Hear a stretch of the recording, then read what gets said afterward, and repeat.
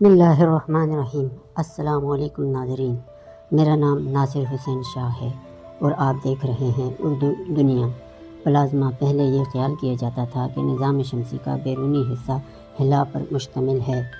بعد ماہر فلکیات نے یہ دریافت کیا کہ اس مادے کے پل موجود ہیں جو پلازما کہلاتے ہیں۔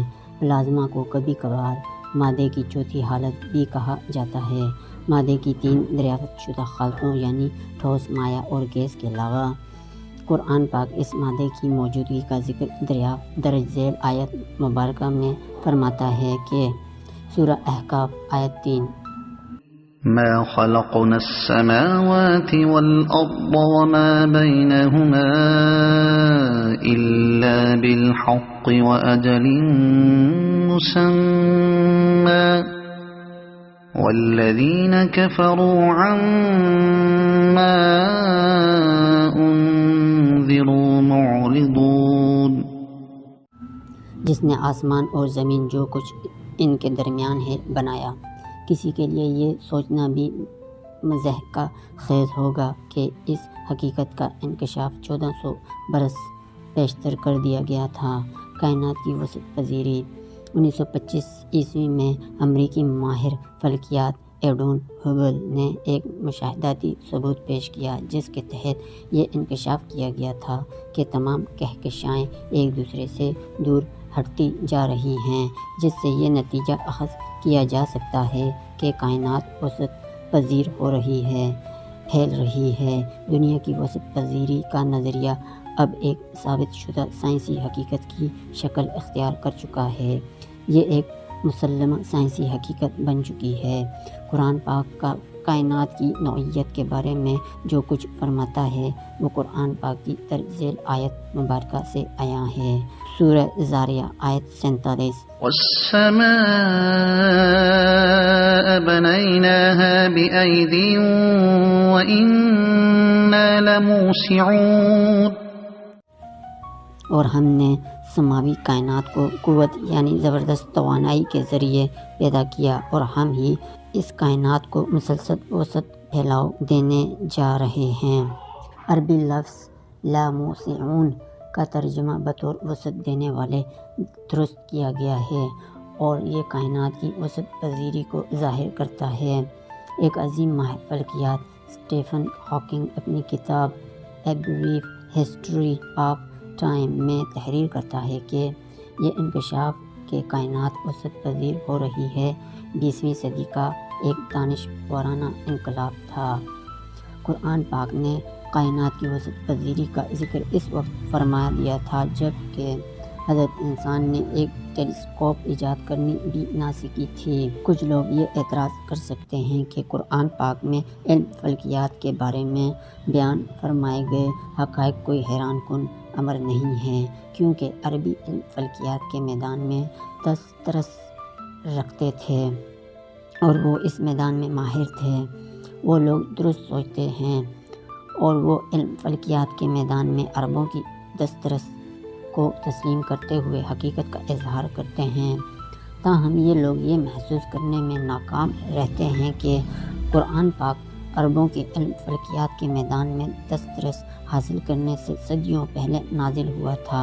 مزید برآں بیان کردہ سائنسی حقائق میں سے بہت سے سائنسی حقائق یعنی کائنات کا آغاز، بگ بینگ نظریہ وغیرہ عربوں کے علم میں نہ تھے، حتیٰ کہ یہ اس وقت بھی عربوں کے علم میں نہ تھے جب وہ اپنی سائنسی ترقی کی بلندیوں پر فائز تھے۔ لہٰذا قرآن پاک میں بیان فرمائے گئے سائنسی حقائق عربوں کی علم فلکیات کے میدان میں ترقی کی وجہ سے نہیں ہیں، بلکہ معاملہ اس کے برعکس ہے۔ عربوں نے علم فلکیات کے میدان میں محض اس لیے ترقی کی کیونکہ علم فلکیات کا ذکر قرآن پاک میں موجود ہے۔ فزکس ایٹم کو توڑا جا سکتا ہے۔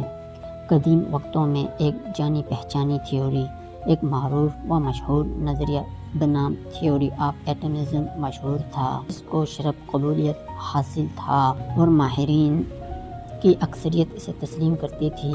یہ تھیوری بنیادی طور پر یونانیوں نے پیش کی تھی، بالخصوص ایک یونانی مفکر دیموکریٹس نے پیش کی تھی جو تقریباً 23 صدیوں قبل اس زمین کا باسی تھا۔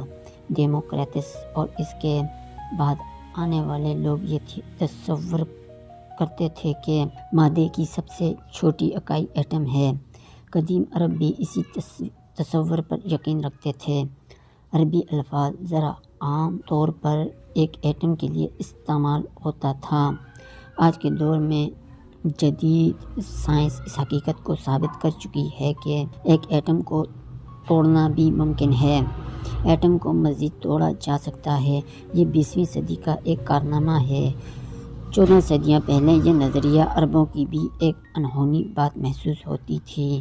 ان کے لیے ذرہ ایک ایسی حد تھی جس سے کوئی تجاوز نہیں کر سکتا تھا۔ اس حد سے مزید آگے نہیں جایا جا سکتا تھا۔ اس ذرے کو توڑا نہیں جا سکتا تھا۔ تاہم قرآنی آیات اس حد کو تسلیم کرنے سے انکار کرتی ہے۔ سورہ سبا آیت 3۔ وقال الذين كفروا لا تأتينا الساعة قل بلى وربي لتأتينكم عالم الغيب لا يعزب عنه مثقال ذرة في السماوات ولا في الأرض ولا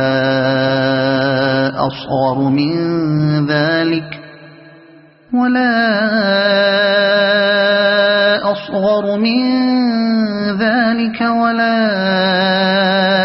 أكبر إلا في كتاب مبين۔